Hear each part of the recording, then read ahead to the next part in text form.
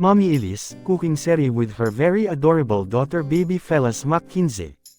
Ibinahagi ng celebrity mom na si Elise Hoson kung paano sila mag-prepare ng breakfast. Sa isang video na inupload niya sa kanyang Instagram account, ay makikita ang dalawa na talagang napaka-cute tingnan sa kusina.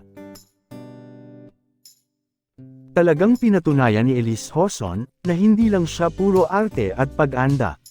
At sa kabila ng kanyang very busy schedule bilang isang celebrity ay talagang binibigyan niya ng oras ang sarili para makipag-bonding sa kanyang anak.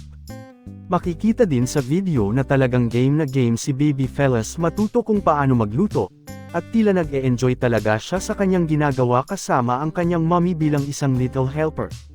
Ipinamalas din Elise ang kanyang cooking skills, mula sa paghihiwa hanggang sa actual na pagluluto ay talagang walang kaarte-arte ang actress. Bukod sa napaka-blooming pa nito ay masasabi mo talagang sanay na si Elise sa mga ganitong klaseng gawain sa bahay. Ating panoorin ang buong video.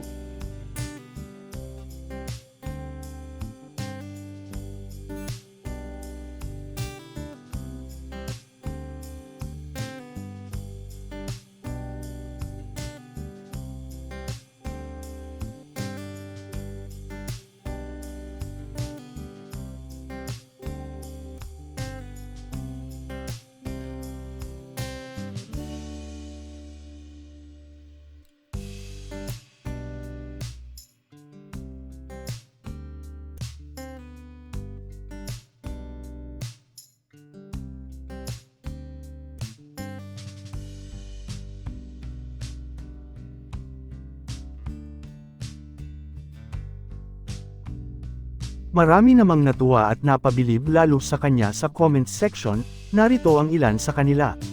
Very good mommy, raising their beautiful daughter very well, God bless to the family. Cute nyo mag-ina, sana gumawa pa kayo ng madaming endorsement magkasama. Looks delicious fellas, baka lumabas ng ngiti ni David kapag natikman yung dish ni Hillary, Elise looks blooming.